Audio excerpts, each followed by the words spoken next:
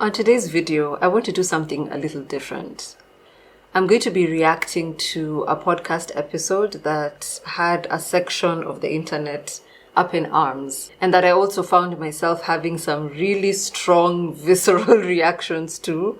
This video had strong themes of romantic relationships, spirituality and spiritual bypassing, integrity, polyamory, or what was being called radical monogamy, and according to some people on the internet, even toxicity, manipulation, power play, and toxic dynamics. Some would even say culty vibes. And all these things are things that I'm so deeply interested in and constantly fascinated by. So in this video, I am diving deep into Aubrey Marcus's latest podcast episode, I think it's the latest, titled A New Pattern of Sacred Relationship Emerges.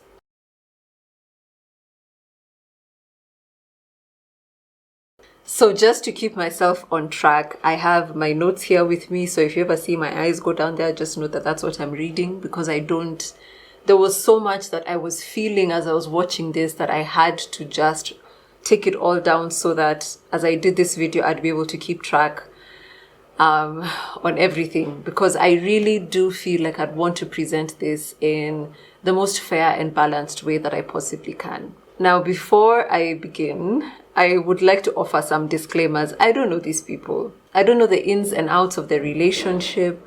All we get are the brief glances that they give us on the internet. And so with that in mind, I'm not going to state anything that I observed as the truth, because I'm looking at them through my own lens, which is colored by my experiences and my biases and my discriminations. Just take what I'm saying with a grain of salt. I will do my best to give what I consider a balanced view. Hopefully I'll be able to recognize my biases as they come up.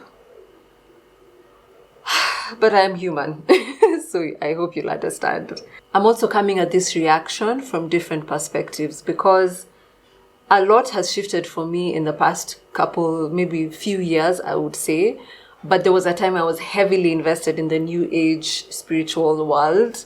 I also had my moment of experiencing polyamory and really revering it as the highest form or the highest evolved form of relationships out there. And now that I'm mostly out of those experiences, I can see the point of view of someone who would be inside that world, looking at this situation, looking at the things that they shared during that podcast episode. And at the same time, I have this perspective of being out of that and now looking at it from a different lens. I felt a lot of compassion and I could relate with a lot of the things that they were sharing. But I also did feel frustration. I felt some admiration, which I'll get into, confusion, because wow. But at the same time, I related to so much of what they were sharing because it felt so familiar to me. So before I get into the thoughts that I have about this podcast, let me just give a brief history of these people, because maybe you don't even know who they are, and I can understand that this is a very niche section of the internet that would know who Aubrey Marcus is, who Vylana Marcus is, and now their new partner, Alana. And so let me just give a bit of background for those who may not know. Aubrey Marcus is a wellness entrepreneur and podcast host known for exploring themes like personal growth, spirituality, sexuality, and altered states of consciousness. He founded On It, a company that is centered around holistic health and performance, which he later sold to focus on his podcast and his personal brand. Aubrey refers to himself as a psychonaut, someone who explores the inner dimensions of the mind and spirit using tools like psychedelics, and also breathwork and meditation. He's known for pushing into emotionally and philosophically challenging spaces, which I think plays a really big part in this situation. And he often invites both admiration and critique. And now Vylana Marcus, that's his wife, and they have been married for, I believe they got married in 2020, so it should be about 5 years now. And Vylana is a musician and a sound healer who works with vocal frequency, energy practices, and ceremonial arts. She's married to Aubrey Marcus and is active in the personal and spiritual development space. Her work often centers on emotional expression, embodiment, and inner transformation. Aubrey has been in the wellness and spiritual space for a very long time. I remember that I used to listen to his podcast, and I'll get into that in more detail, but he's someone who I followed for some time just because I found his open-mindedness so interesting. And also, ever since he sold the company on it, which apparently I don't think it's been disclosed how much they sold it for. I believe he was working with Joe Rogan.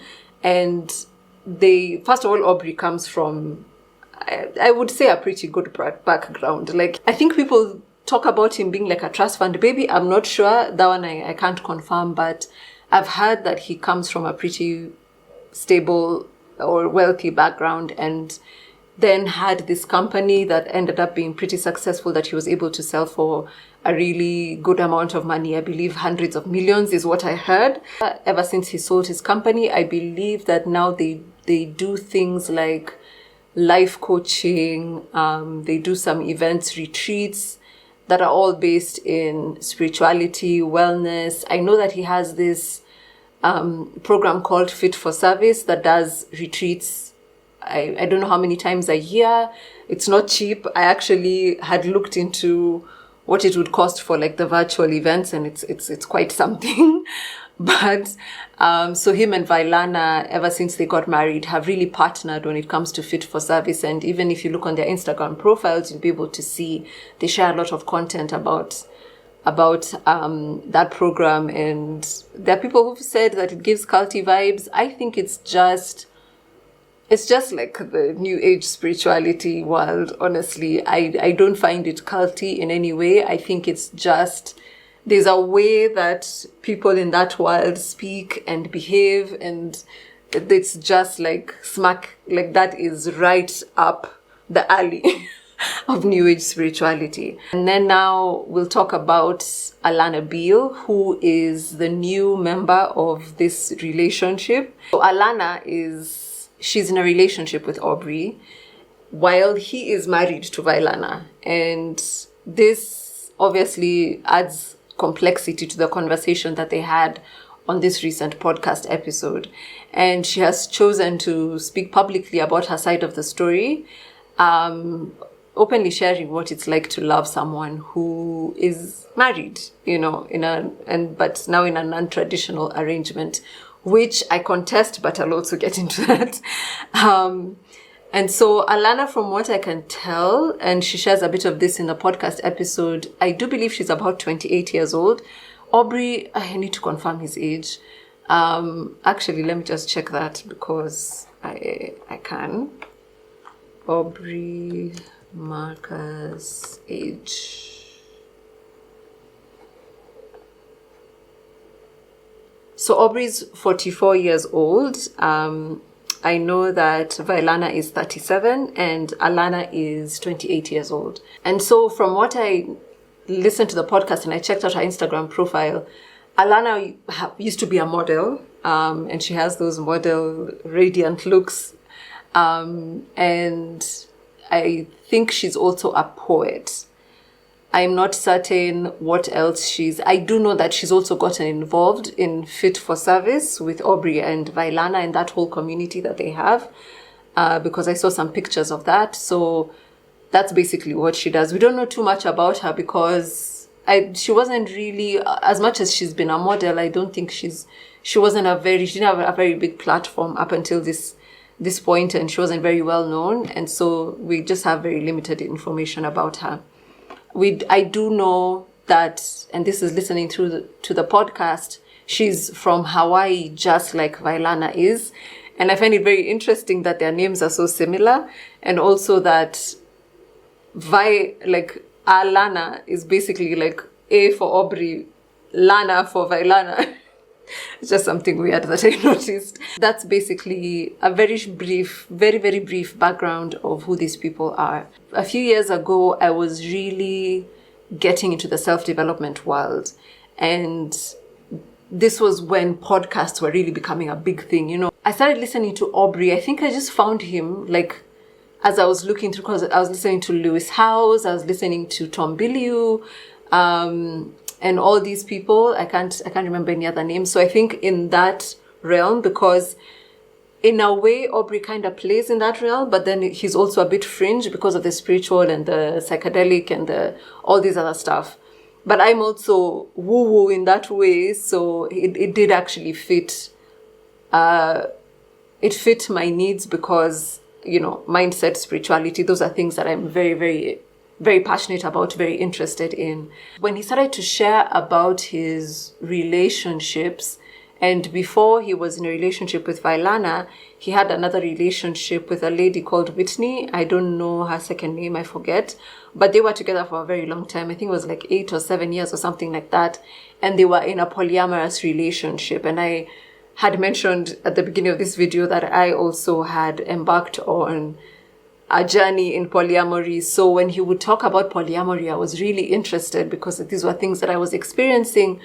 And then it just happened to coincide that the time that he was getting into his partnership with Vylana, I was stepping out of polyamory and realizing that it wasn't what I needed. That honestly, for me, I found it very harmful. I'll get a bit into that also. But so it just coincided with, it felt like our journeys in some way our timelines were very similar. And so the content that he was providing at those times was very valuable to me.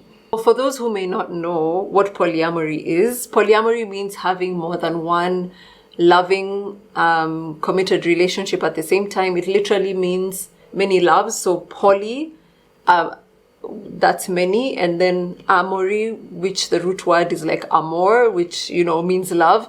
And so you can have many loves at the same time. Now, everybody who experiences polyamory does it in a different way. It's very hard to really pinpoint it or put it into one box, because there are those who experience polyamory as they have a primary partner and they explore with other people. There are those who do not have any kind of hierarchy, and so they will have many loves that I guess more or less would be like on the same level of intimacy.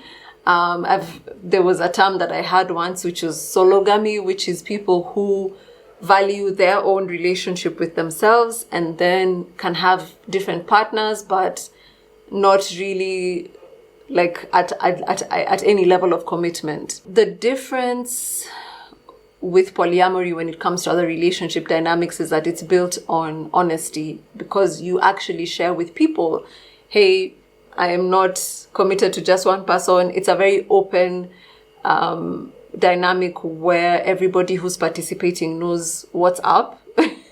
So it's not like, you know, cheating or anything like that. It's very upfront. And so you allow agency with each partner who is in the relationship. And at its core, it's supposed to be about honesty, communication, respect, and not secrecy or cheating. People who practice polyamory believe that love is not limited and can be shared with multiple partners. But it always requires clear boundaries and a lot of emotional openness.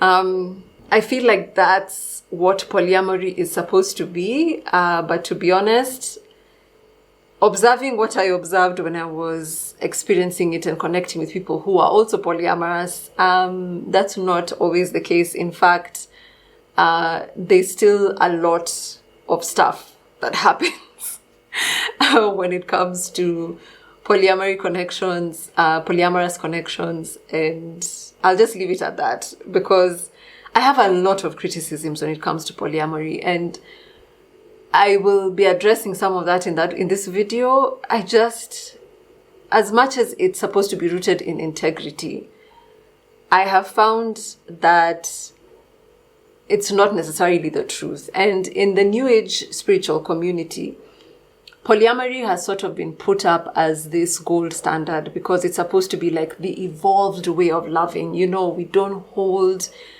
each other back. We love without ownership. This is open love.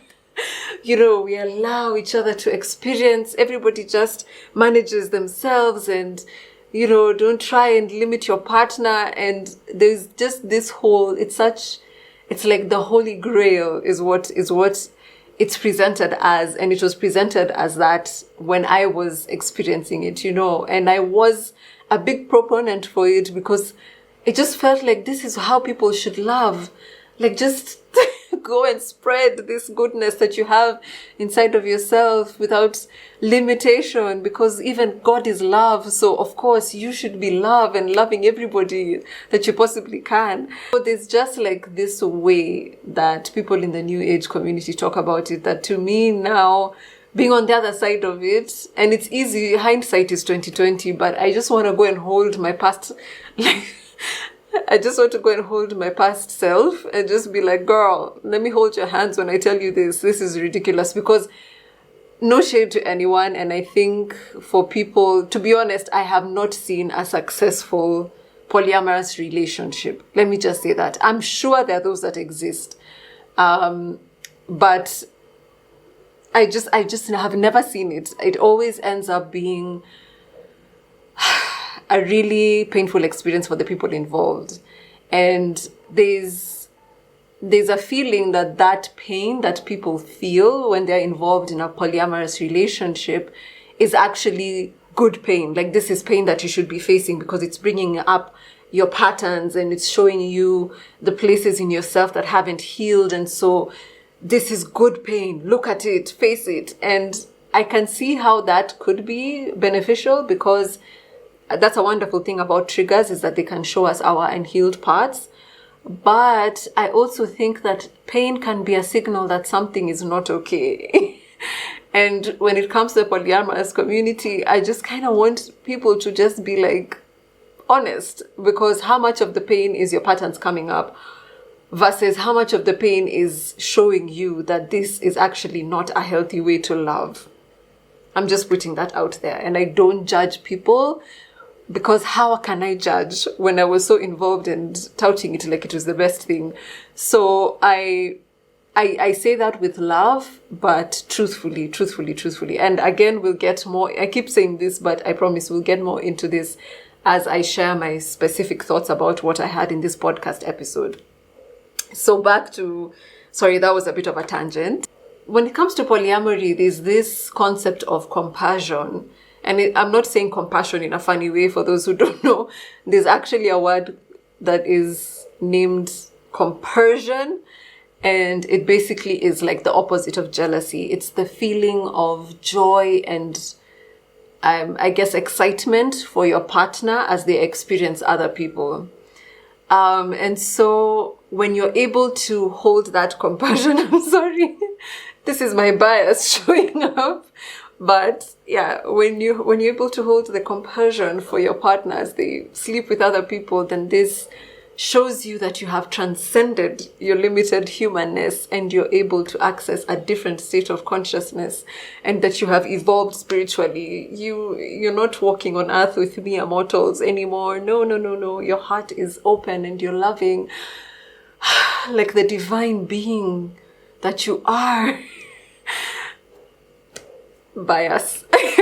But anyway, so what led to leaving the polyamorous community was that I had a very big dark night of the soul, because I had engaged with somebody who at the beginning of our situation, we understood that we were not committed to each other, but along the way, I fell in love with this person, and it was such a triggering situation because they were like, what the hell are you, like, what is this? Why have you brought this into our situation? So they didn't feel the same way about me, and it took me to a very deep spiral. And at first I was like, let me face, because that's what polyamory teaches you, right? It's like, face this as a way to evolve past it. And when I faced it, I came to the truth of understanding that actually I don't want to be in a situation like this. This just isn't for me. And it wasn't even about, part of it was definitely about the person connecting with other people, but a lot of it had to do with me just feeling like I don't want to spread my energy in this way. I actually want to be able to just focus on one person and enjoy them. And I realized when I got into the heart of it that I'm actually a monogamous person. Again, remember how I said that our timelines with Aubrey were kind of matching. So at that point, my puppy is asleep and he's like sleep talking. So if you hear that in the background, that's him. Anyway, so our timelines kind of matched up when I was going through this process. And at that point, Aubrey began to speak about his marriage to Vylana. The way that he spoke about this relationship, I'm not a person, I think because of my own fallibility as a human, and also experiencing, just living and seeing people, and especially seeing people in the spiritual community. I'm not a person who really will hold people as goals, but I have to admit that when it came to the relationship between Aubrey and Vylana, I held them as #goals because just the way that Aubrey would talk about this relationship, the way that Vylana would talk about this relationship, I was just like, oh my God, this is what love is supposed to be like. Yeah. Which teaches you do not pedestal people. That is a lesson I have learned a lot in the past few years. Do not pedestal people. It doesn't matter what kind of levels of success or seeming development that people have achieved. We are all just human beings figuring out how to live life. And so all of us are just trying. So do not put anybody on a pedestal. In fact, if there's anybody who you have ever, remove them right now because that's just never going to work. Every one of us will fail. Every one of us will fall flat on our face. At this point, Aubrey had separated from his partner, Whitney. This was in I believe he had separated from her before, maybe in like 2019 or something like that. And then in 2020, he starts sharing about his relationship with Vylana. And the way that he talked about this was like, he was praising her as being everything that he had ever been looking for. And like, the experience of polyamory that he had for the past, 7 or 8 years had been in preparation for this relationship that he was experiencing with Vylana. They called it Sacred Union or Sacred Divine Union, I think. And they recorded this really beautiful podcast episode that I shared with so many people, and I'm so sorry. But they were talking about their journey to being together. Aubrey also talks about the way that he met Vylana, and I'll give a very brief overview because it's a very long story. It's like a 2.5-hour podcast. And so he talks about how when he met Vylana, he was still in his relationship with his ex, Whitney. And I believe they met in, I think it was either Burning Man or like something, like a concert or something, because he does mention dancing. My guess would be Burning Man. And when they meet, he says like he was immediately drawn to Vylana and goes to dance with her. And while he's dancing with her, Vylana is like, hey, I've seen you with that woman. That's your girlfriend. What is this energy you're bringing to me? And they say it was like an intimate moment. So I'm guessing, I don't know, maybe they were dancing close. And so Aubrey explains, I'm in a polyamorous relationship and it's okay for me to express my desire for you in this way. But she didn't really want to engage and made it very clear from the beginning that she was monogamous and did not want the experience of being one of his partners. This is a crucial part to remember because, anyway, that's just put a pin in that. That's important for us to remember. So he says in the recent podcast that they did that she had like main chick energy. I really didn't like that phrase, but basically she was saying, I just connect with one person. I don't need this polyamorous situation. And from that moment, he mentions in the other podcast that they did at the beginning of their marriage that Spirit sort of gave him a sign, like something like his third eye. There was a blinding light that was shining. It's also important to note that at this point, Aubrey is very open about his psychedelic use. And so he was probably on something, which doesn't negate a spiritual experience. But it's important to put that into context because psychedelics do open up the mind and kind of warp reality. So, yeah. So but he had that experience and he felt like it was God showing him that this is the woman for him. And so as they continued to be friends, because Vylana wouldn't get involved with him, Aubrey understood that his feelings for her were deeper than that and expressed this to her, but she wasn't having it. And she went on to connect with other people and he just decided to be her friend. But in the podcast, he also talks about how he wrote her this beautiful letter, and he wrote it from his perspective as the man who was going to love her for the rest of her life. And then he wrote also her perspective as the woman who would love him, because according to him, he could really feel like this is his person. And at that time, he was coming out of the poly life and he was feeling like he wanted to go into monogamy. So the interesting thing about this podcast episode at the beginning of their relationship, at the beginning of their marriage, is that the way that they talk about their relationship at that point was they were in sacred union, they were in divine union, so they did not want, need, or see the need to explore other partners or to have other people involved. It was very much, it's just you and I. And even Vylana talks about going deep into the relationship rather than wide. And by that, she meant like focusing on one person and really developing a deep level of intimacy with them rather than dispersing your energy into different people and having that now dilute, I guess, your romantic energy or whatever. So they very much talked about being monogamous at the beginning of their marriage. But in this recent podcast,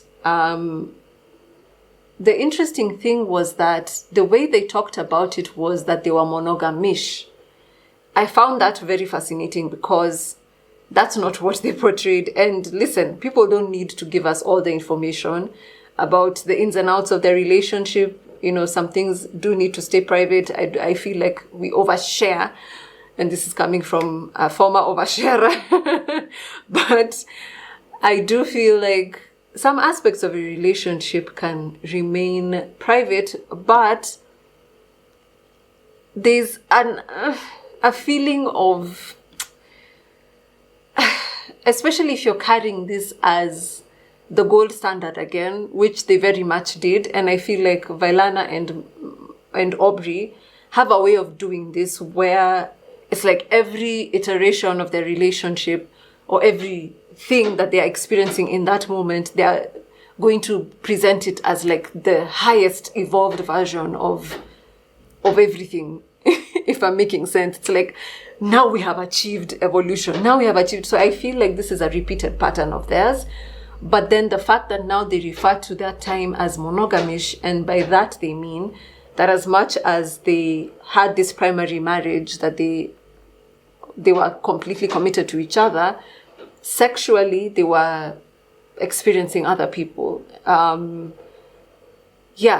Which to me is just like, then why not just say that? Like, why not just say that from the beginning? Or just say nothing at all? Or like just, like, you don't have to present something as something that it's not, as the most amazing thing, but that's not the truth that you're living. You know, it was it's confusing. And that's why I have experienced a lot of confusion just even engaging with the content that they're sharing, because I feel like the way that they talk is so convoluted. And again, we'll get into this later on in the video, but it's just so confusing to me. I was just like, I don't understand. So you are monogamish. Why not just say that from the get-go? Aubrey had this, he called it a wink from spirit, that Vylana was his person. And when he presented this to her, she was not on the same wavelength. And so he says, you know what, that's fine. He backs off and is like, I'll just be a friend and I will love you. And then she ends up coming over to his place because apparently she used to come spend time at his house, just stay in his guest room. But they were very much platonic. And one of those times he says, you know, let's do a ketamine meditation. Again, the use of psychedelics is a very big part of this entire story and of Aubrey's life, and I'm guessing now even Vylana's life. So they do this ketamine meditation, and from that moment, it's like Vylana's eyes open and she's able to see exactly what Aubrey was saying. And she's been very open about struggling with self-worth and feeling like she's not being chosen. Again, put a pin in that because that will become very relevant later on. Somebody struggling with a wounding of self-worth and not feeling chosen. And then this guy comes into your world and, I obviously cannot, who am I to say that this was not spirit or God or the universe literally bringing these two together? I can't say that, but it's just on the outside looking in. It's very interesting to observe that and feel into what it might feel like to have this guy come in and be so sure about you and choose you so fearlessly and so completely. And this is something that you've struggled with. This is a sore point for you. And then for it to unfold the way it has unfolded, they end up experiencing this thing and understanding that they're meant to be together, and very quickly move into making this happen, and they get married. And this is when they share this beautiful podcast episode, and this is where Tarure is like, oh my God, #goals, and so I'm providing all of this background to sort of be the backdrop as I begin to review this, although I've already started because I've gone on several different tangents, but as I start to review what they shared in their podcast recently. Let me talk about this whole sacred divine union concept a little bit, because this is something that has also played a really big part in the New Age community when it comes to romantic relationships. And you know how if you're part of that community, or if you have been part of that community, then you know that things like twin flames, soulmate doesn't even have the same kind of reverence that sacred divine union is, or sacred divine union has, because that's like you have met your counterpart. Like, this is the one that God, the spirit designed for you to be able to come together with. And usually there's more to the relationship than just romance. It's almost like you have come together for a purpose, and both of you together are stronger, and you have this divine purpose that has been given to you by the universe, by God, by spirit, to be able to perform this. And so it's held with such reverence and almost like worship, so that if you get into this sacred divine union, it's like, oh my God, now you've really achieved what relationship is supposed to be, in a spiritual sense. So you can imagine the impact of them sharing this story in the New Age community, in the spiritual community, because now people get to put them up as this gold standard, as these goals, and now they have a special place. And they did really play into that. They went on so many podcasts, talked so much about their divine union, and they were calling it like a fuck yes, a full body fuck yes when it comes to sacred union. And this is how their relationship was presented. And so many of us bought into it and were like, yes. And it reminded me of Christianity in the very same way, because I don't think that there's a term for it, but there's very much this kind of feeling of a marriage that is so deeply spiritual, that God picked out this person for you and you are meant to be with this person. And so when you connect, it's almost like the divine light shines on you and you are set apart from, just regular relationships. This one is special. This one is so, so, so special. So now let's talk about this recent podcast episode. As I said, it was called A New Pattern. Sorry, I need to remember that name. A New Pattern of Sacred Relationship Emerges. I contest that very much. So in this episode, they had given like a few hints. I haven't been following them that much lately. As I began to step away from the New Age community, I think I sort of just let go of really like following them the way that I used to. And so when I went online, I think I saw a post that Aubrey did where Vylana was sharing about the relationship, and I was seeing 4 people together, and I was like, wait, what? What's happening? And so I saw people's reactions, and I was like, okay, I really need to understand what's going on, because I'm a curious bitch and I need to go find the drama. So I went and I looked up the podcast and I listened to it. I wasn't going to listen to it at first because I was like, this just feels like it's so much and I don't feel like I want to go through all that spiritual speak. But I was like, you know what? Let me just, before I judge, let me watch this and listen to what they have to say and see what has everybody in a tizzy, because people were really upset. Like, they were very upset for so many different reasons. I was looking at the comment section and I was just seeing paragraphs. Like, people had so many paragraphs to share. And that's the downside of sharing yourself so much with the internet. People are going to have things to say. They're going to be engaged with whatever you're sharing. And for you, it's your real life. But for them, it's content they're consuming and maybe even a standard that they uphold. And when you invite people into your intimate space like that, then they're going to have opinions. And that's something that I had to learn the hard way, which is why I am not an oversharer anymore. I keep my stuff very much to myself because of that. So anyway, they have this podcast, and in it, Aubrey and Vylana are there, and they have on this lady, Alana, that I mentioned before, and also this guy called Gaffne, who is an author, a spiritual teacher, and I believe their guide through this new sacred pattern of relationship that they are emerging into. Again, my my bias. Anyway, so this new pattern, this new sacred pattern that is emerging of relationship, they're calling it radical monogamy, which I don't understand why they would call it this, because it is not monogamy. It is not monogamy, but we'll get into that. So as they tell it, Aubrey and Vylana had been in their monogamish relationship from the beginning.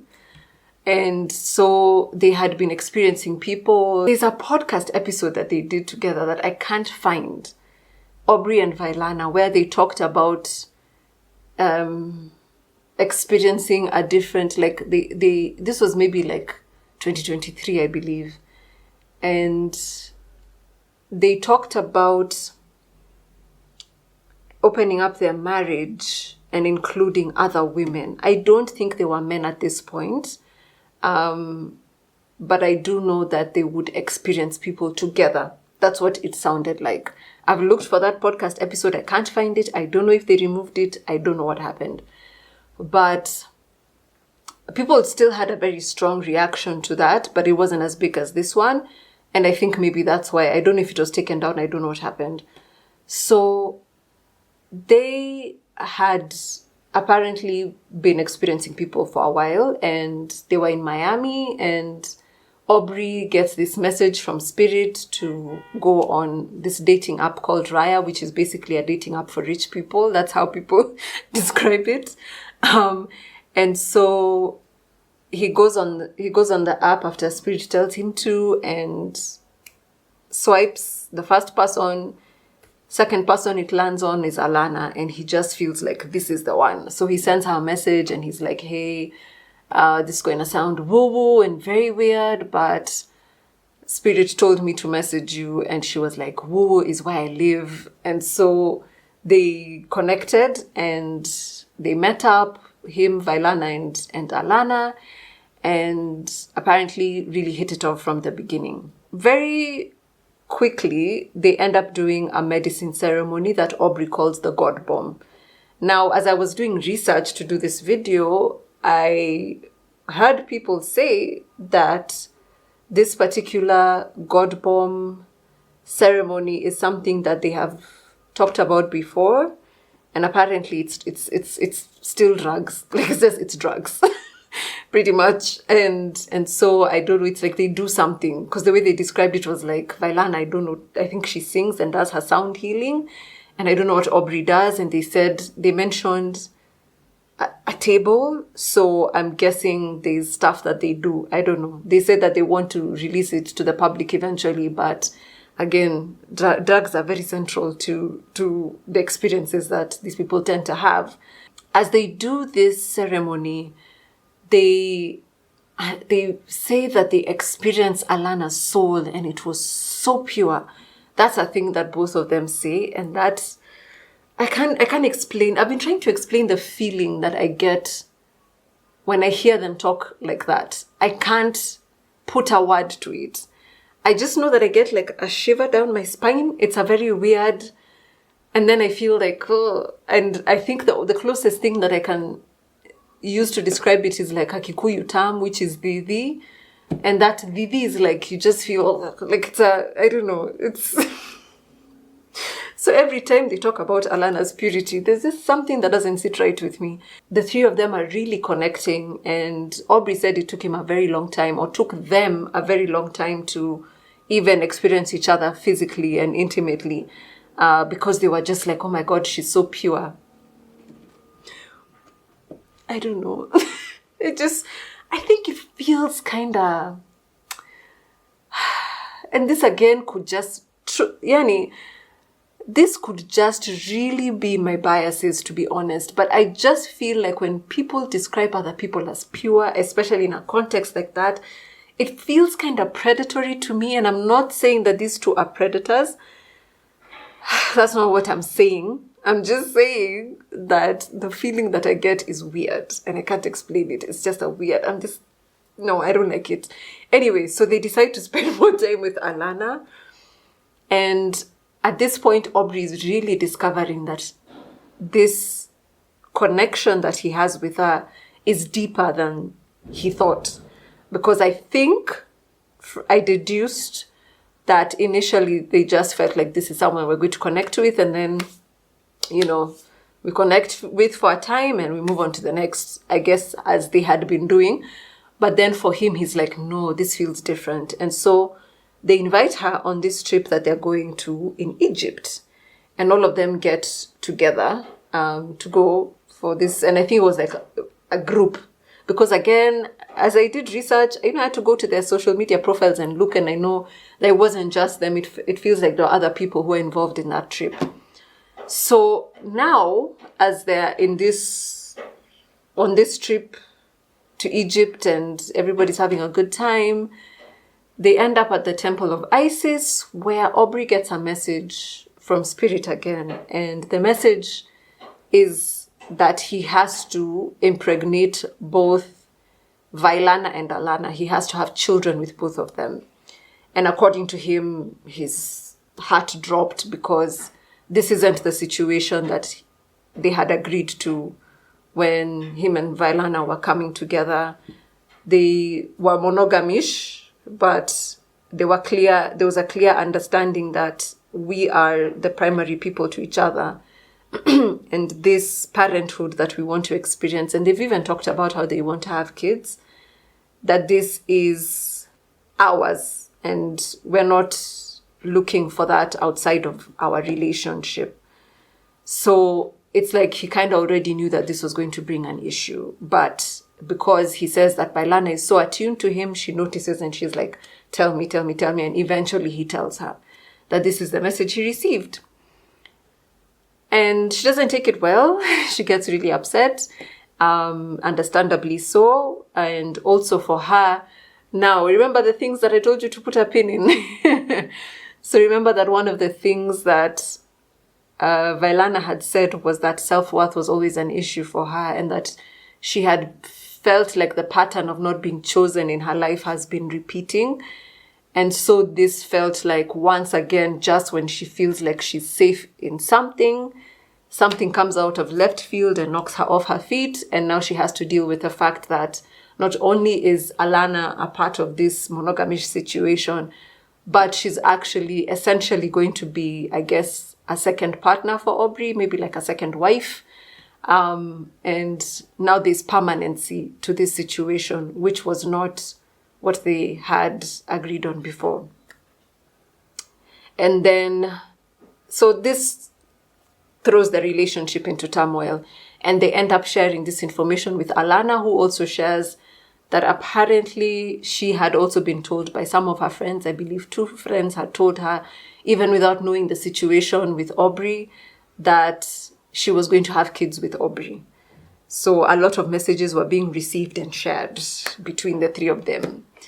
The interesting thing here to note, as I was doing research, I noticed that the trip, they all shared pictures and like video of the trip to Egypt in May 2023.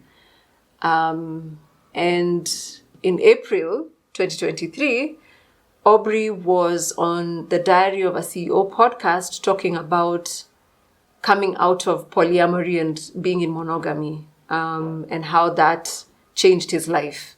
I just found that interesting. Obviously, podcasts are recorded in advance, and for a podcast as big as Diary of a CEO, I'm sure they plan their content very much in advance before even shooting. So I know that the timeline obviously is not exact like that, but I just find it interesting that he was still talking about monogamy while possibly by this point, I don't know, maybe they hadn't even met Alana by the point that he was recording that, but still they were engaging with other people. I just found that interesting, and I just needed to put that out there. So in this podcast now that they shared a couple of weeks ago, the most recent podcast, they also had a guest. I mentioned this guy called Gaffne. Now, this one is true. I can't even start to get into this because there's just too much to go into when it comes to Gaffne. But what I'll say about him is like he's like a guide and a coach and a teacher for, I guess, people in relationships or whatever. I feel like he's in the spiritual sphere. But then he's talked about and written books on love. And I know that he's even just released a recent book, which Aubrey has done the foreword for. And, you know, they've brought him on the podcast a few times with Vylana to talk about this new way of relating that they have gotten into. But if you care to, I will encourage you to just go and do the research on Gaffne on your own, because he's a very controversial person. Very, very controversial. I can't even get into all the accusations and the allegations and, you know, misconduct that he has allegedly participated in. There's even stuff that includes underage people. Just Google on your own and find that out. But it's to me, it's just a little weird that this is the person who's the guide. And listen, I know when it comes to reputation, sometimes on the internet, it's so complex because we can't know the truth completely. It's the people who are involved who know the truth. When I see stuff like that, allegations and things, I try to take an objective view. But when it is so much of it, I don't know. Sometimes I just feel like where there's smoke, there's fire. And I do feel like there have been things that he even admitted to himself. And Aubrey has been known to engage with controversial figures. And so this isn't anything that's out of character for him. But I think it's just interesting to note. I wouldn't claim to know the entirety of Gaffne's character. But if the allegations are true, I think that it's just very telling to have this person be a guide through a romantic relationship. Like, I just don't feel like this is the person who should be doing that. So anyway, Gaffne in this recent episode brings up the concept of the pre-tragic and tragic and post-tragic phases of a romantic relationship. He contextualizes it in this relationship with Aubrey and Vylana and Alana as the tragic point was when Aubrey gets this message from Spirit, and it shifts everything in everybody's world. And of course, then the pre-tragic is the time of Aubrey's and Vylana's relationship before this message came, and the post-tragic is after this message came, basically. So Vylana shares that obviously she didn't take this information well. And like I said, she said it felt like a repeat of this pattern of not being chosen.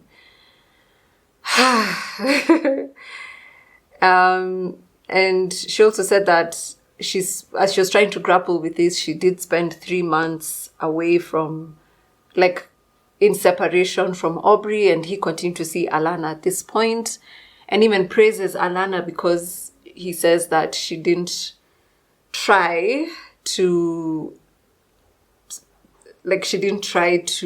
replace Vylana in this moment and try and keep Aubrey to herself.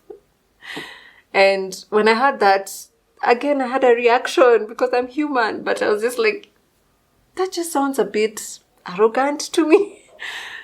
Like, the way because he was like, and to your credit, Alana, you didn't try and replace Vylana. You didn't try and take me away from her. And I was just like, sir, okay. Okay. Anyway, let me just leave it at that. So he says that at this point, he had really just left it in the hands of God, I guess, or was just like, whatever needs to happen will happen. I know the message that I received, and he wasn't trying to influence Vylana in any way. He said that he was still going to take care of her financially, regardless of whether she agreed to be a part of this or not. And so there was just a moment where they felt like everybody was unsure of what was going to happen. And they were walking through this very difficult phase of the relationship as Vylana tried to figure out if she could truly, truly, truly be a part of this. Eventually, she got to the point where she was able to accept this new relationship dynamic. And now the three of them live in this radical monogamy relationship. Which within that as well, which is why they had posted a picture of 4 people. Vylana also had her own connection with a guy, I think his name was Josh or something, that apparently even Aubrey was the wingman to help her experience that romantic exploration. It lasted for, I think, a year or so, or maybe less than a year. And they did mention also Alana had her own experience exploring connection with someone else. For me, that's just very interesting because they call it sacred monogamy. I mean, they call it radical monogamy. That's a polyamorous relationship. And there's nothing new about that. Yes.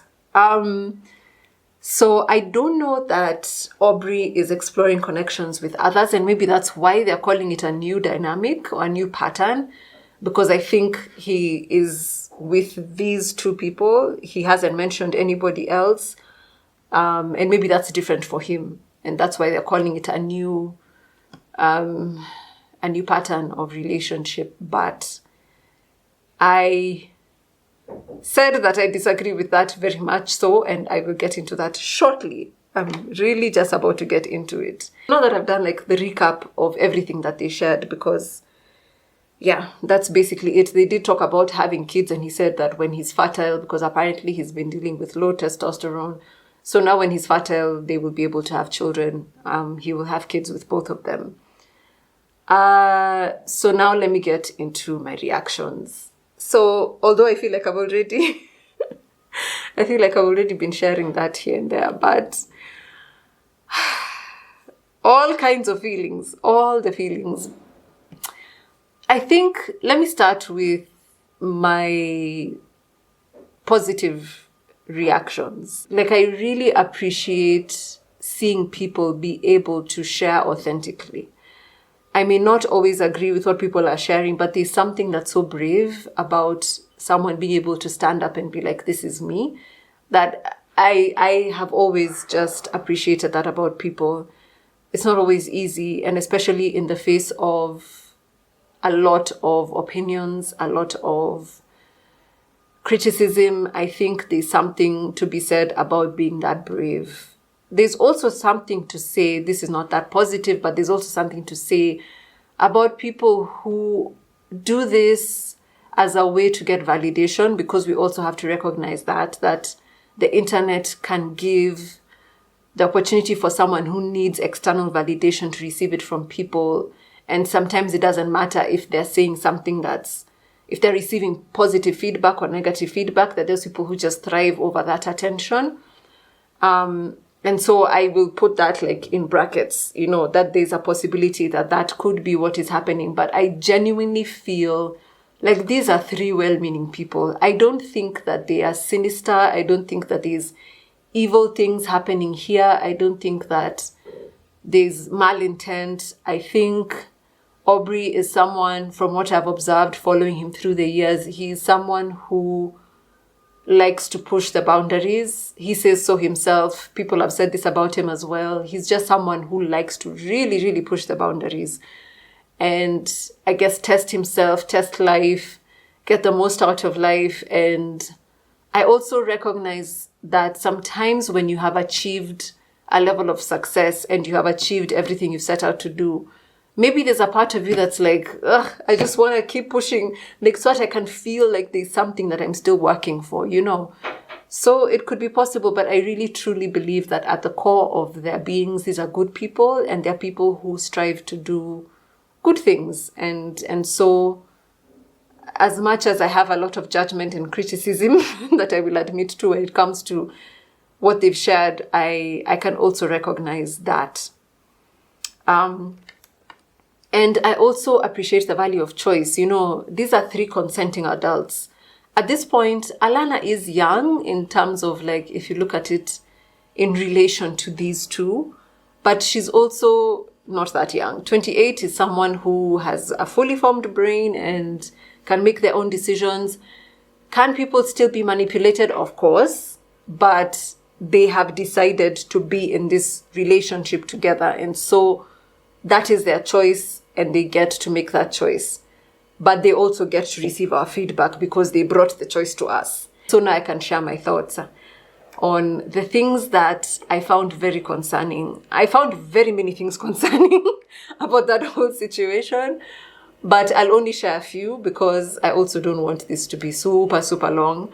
And the breakdown and the recap of things already took some time. So the first thing that was very concerning to me, and is a part of the reason why I started to distance myself from the New Age community and the polyamorous community, is the spiritual speak of it all. It's so...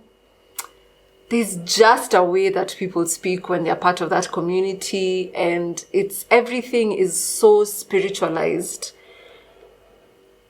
And there's a way that, I don't know how to put it, but it's airy, fairy, kind of language, that something that is so straightforward and so simple can be explained in such a way that it just feels like it's out of this world and ethereal and different. And I'm kind of mocking it now, but that's literally the way that I used to speak. So this is just giving me flashbacks. But if you were to remove all the language, like if you were to remove all that stuff, that spiritual speak of paradigms and distortions and evolution and leaning in and deepening and opening, like, what are we actually looking at if we were just to remove all of that? If we were to see the situation as barefaced as possible, what are we looking at? And I also, because I cannot speak to everybody's lived experience, we are all on our own paths, and I can't say that the messages that Aubrey received were not from spirit. I can't say that the way that they've shared this new pattern or paradigm of relationship that they have is not what they are experiencing for themselves. the way that they talk about it, they speak with such conviction that obviously this is stuff that they believe.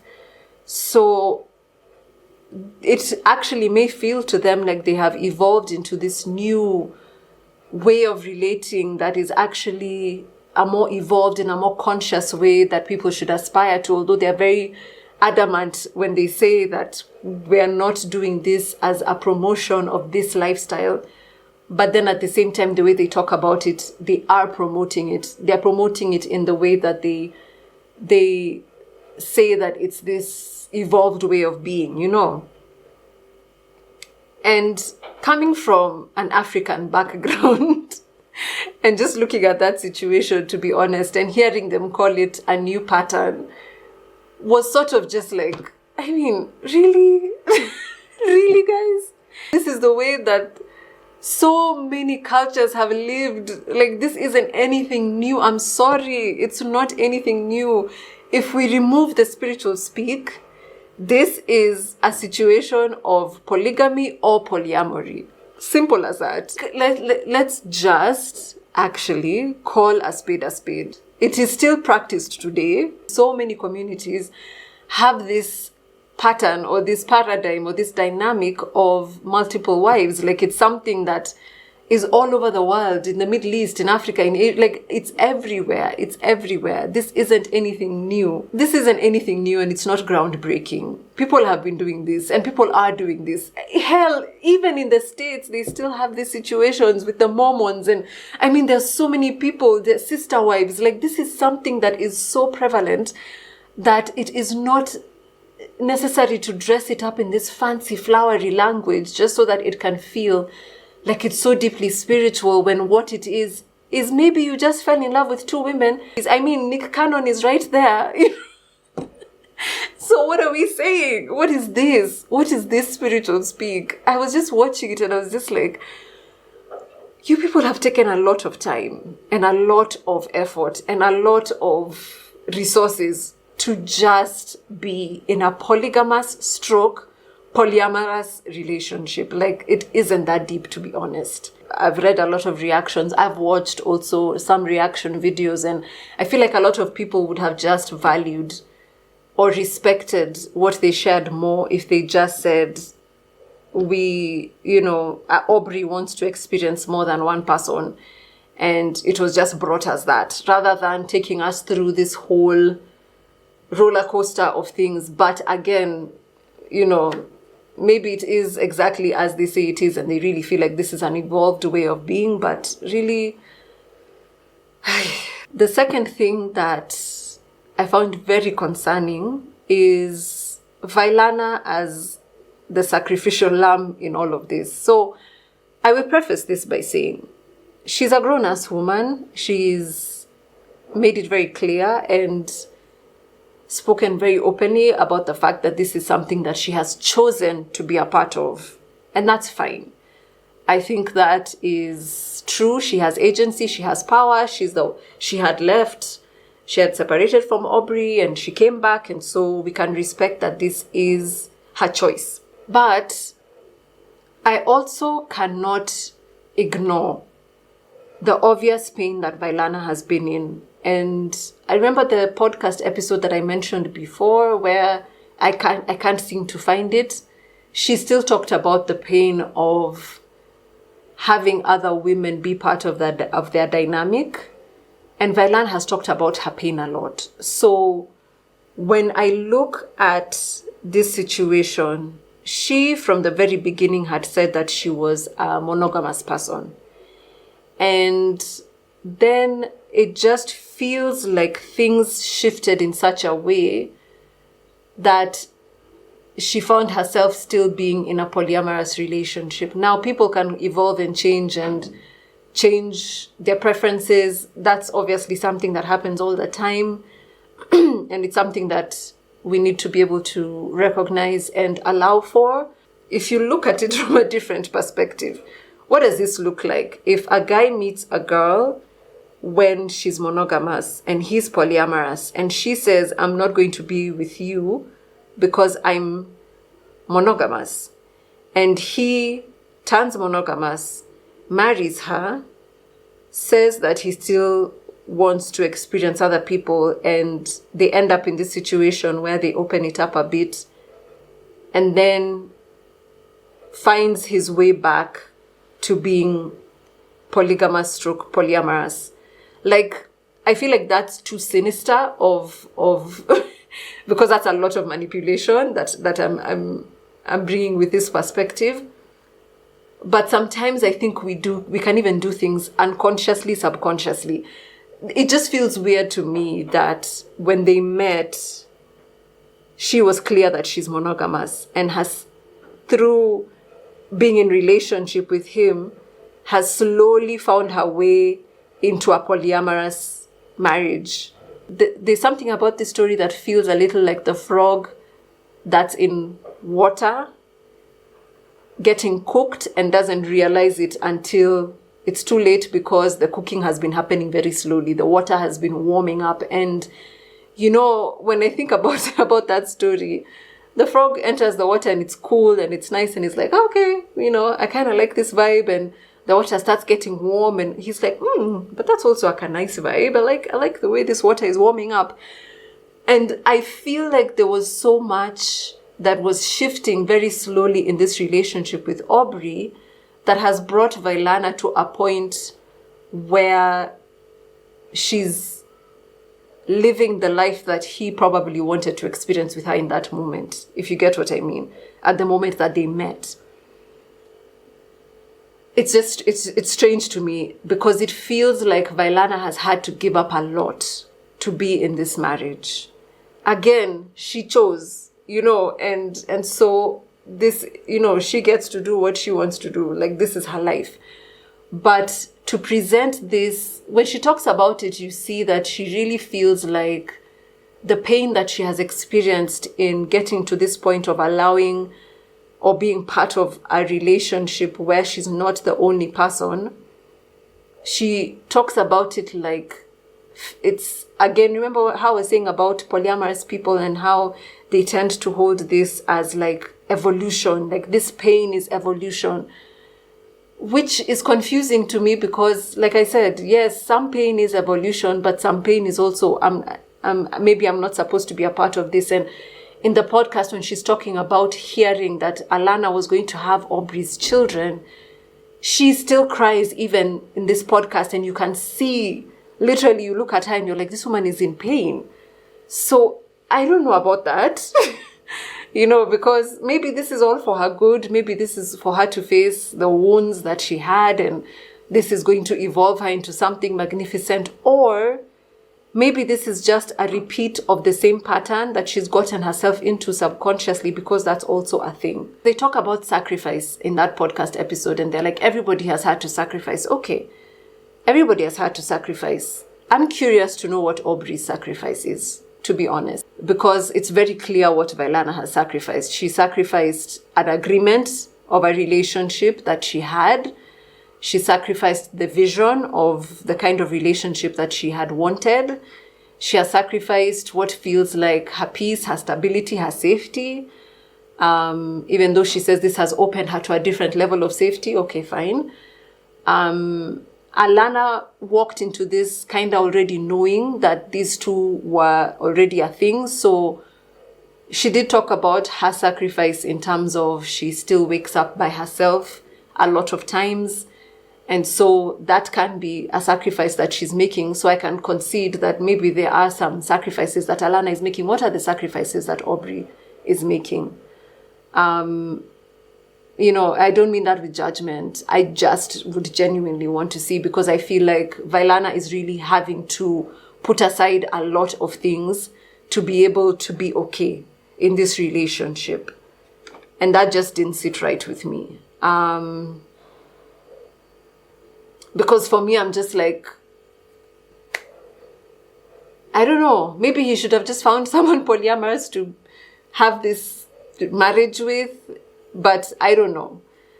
I just don't want to think that this is all manipulation, because I feel like that's just so sinister. And to be honest, I always have such a hard time with accepting that people can be devious and manipulative. I still also don't get that vibe from Aubrey. but also you don't know what's happening with someone subconsciously. And I did watch this reaction video that there were these 3 guys, I hope I remember their names. There was David Sutcliffe, someone Bozarth, I can't remember his first name, I think it's Brandon Bozarth, and Jaguar something, I can't remember his full name. But one of them was sharing that they feel like Aubrey hates women because of this. Like, why would you take someone who was monogamous from the beginning and shift everything in your relationship to the point where now you've made them polyamorous? To them, they felt like this was sinister, and so I can't say that myself with confidence, but there's something weird about the way that this has played out, and in a relatively short time. I mean, they have been married maximum 5 years. That's not even, they say that usually marriage in the 7th year, there's a 7th year each. That's not even that, So for them to have shifted the relationship so much in such a short time is also a bit of a red flag for me. And I'm just curious to see how things will play out, if this will be able to be the dynamic that takes them for the rest of their lives. I don't know. The third thing that I found very concerning was what I had mentioned before, which is Alana's purity. I don't know why. I don't know why. I think because I'm very obsessed with cults. And maybe it's because I was kind of in a cult at some point in my life. That's a story for another day. But I'm fascinated by this, like the psychology of cults. It's so fascinating to me. And so I've watched a lot of documentaries. And one thing that's always, well, it's not always, but in a lot of cults, a woman's purity is really, that's a big focus of a lot of cults. Like, the purity of a woman. And so I'm not saying that these guys are in a cult, but sometimes there can be culty vibes, And so when they talk about her purity, I'm just like, yeesh, because this is the thing. Alana she's a radiant woman, and the way she speaks, there is this gentleness and this innocence in the way that she talks. And I can imagine how magnetic that kind of energy can be. It is really beautiful to look at, and it draws you. It's very magnetic. And I also have to concede Aubrey is a poet, so the way that he talks is very poetic. The way that he describes things, he just will not just describe a thing as a thing. He has to put a lot of language to describe the thing. He's really good with words. And in this podcast episode, I even remember reading some comments of people being like, for him to praise Alana like that and not have the same praise for Vylana is feeling like he's pedestaling Alana.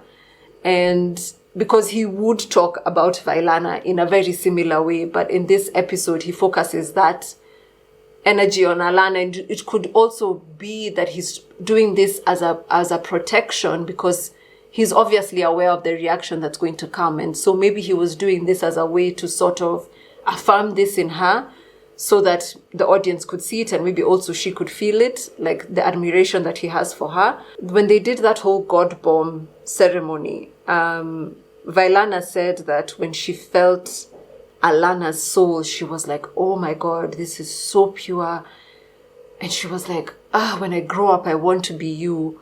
I feel like that would be so intoxicating for a person, just thinking about the wealth and the influence that Aubrey and Vylana have, and them affirming this in you. If you had ever been in a space of doubting or feeling like your self-worth is not on point, having these two people look at you in this way and describe you in this way can be so intoxicating, And I feel like that's why a lot of people felt like there was manipulation happening.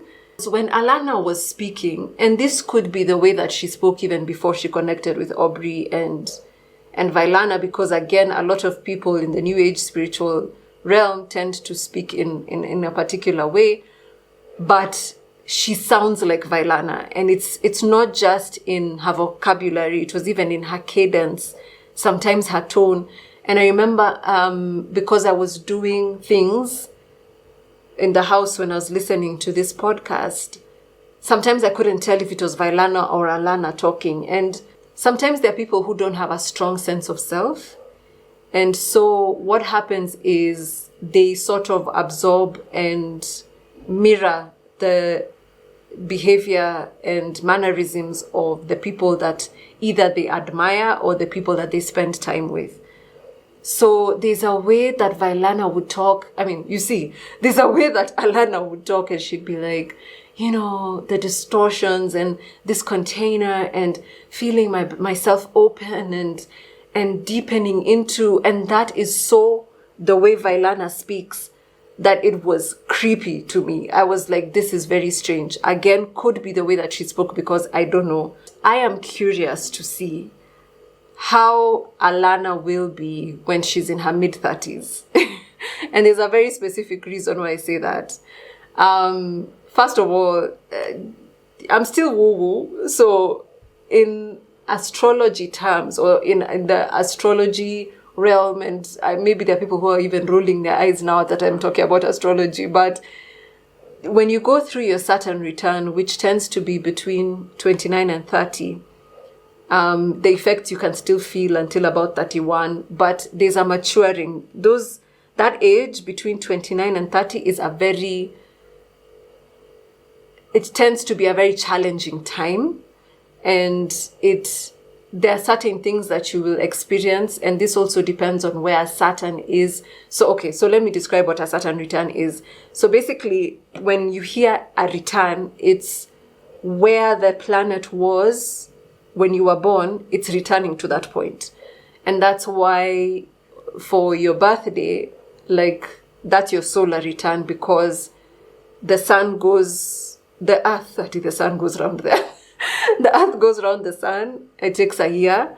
And so the point of your birthday is the sun will return to the point where it was when you were born.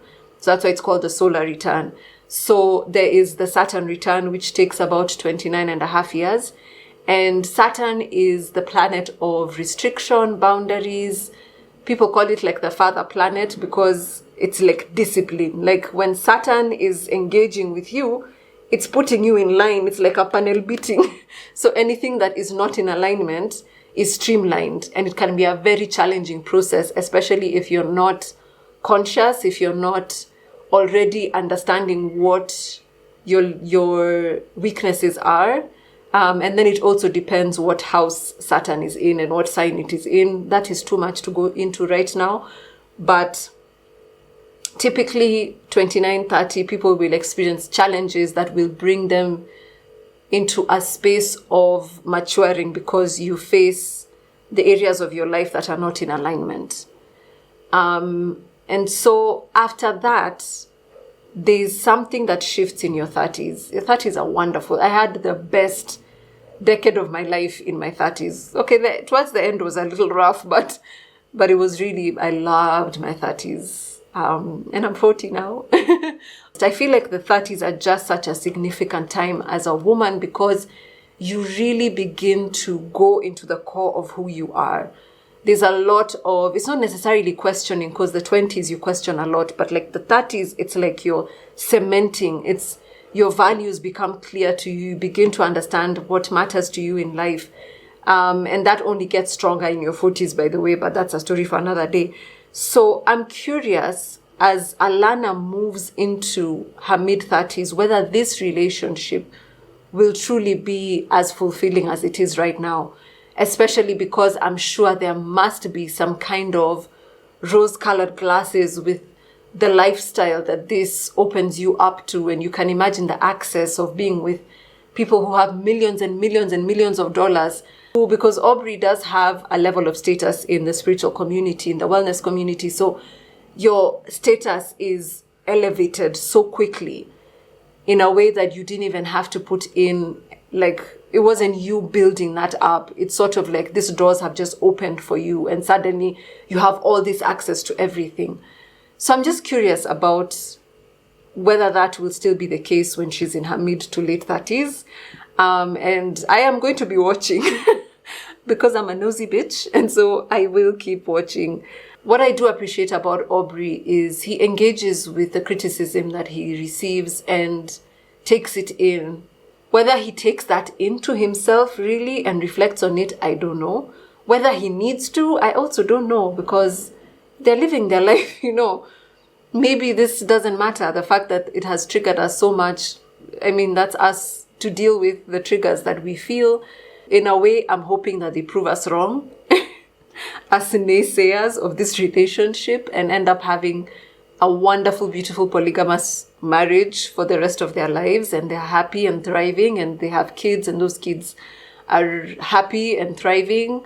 And I know that a lot of people have been concerned about children coming into this context, and from what I've observed, even with observing polygamous marriages in my vicinity, whether or not these children will be well adjusted will be dependent on how this dynamic plays out, because I have seen healthy children come from polygamous marriages.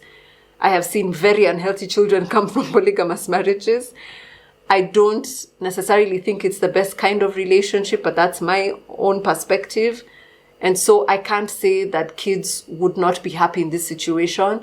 I do feel like if Vylana is in pain over this relationship, which she said she has moved out of most of the pain, but I think if she's still carrying that could definitely impact the children. I don't know, but I truly, truly do wish them well. Only time will tell, and I guess this is also a really good opportunity for us to reflect. In this video, I was sort of doing a recap and reaction, but on my TikTok and my Instagram, I will be taking what they've shared and reflecting on it and sharing those reflections. So you can head there and check it out, innerspace.explorer on both of them. I'm just so glad that you've made it to the end of this video. I can't believe you're still here after all this time.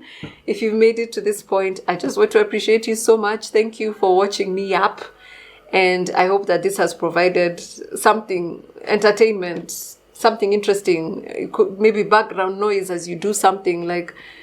I hope that this has been valuable to you, and I really appreciate your presence. I'd also appreciate it if you would consider subscribing if you haven't already, and liking this video if you enjoyed it in any way, and please sharing with anyone who you feel like would be interested in this. But now I'm going to sign off and remind you that above everybody else, you deserve your own unconditional love and acceptance. I'll see you in the next one. Feeling stuck isn't a life sentence. I created a free 6-part video series to help you move from stuck to unstoppable, using the exact tools that I used to change my life. The link is in the video description. Start today.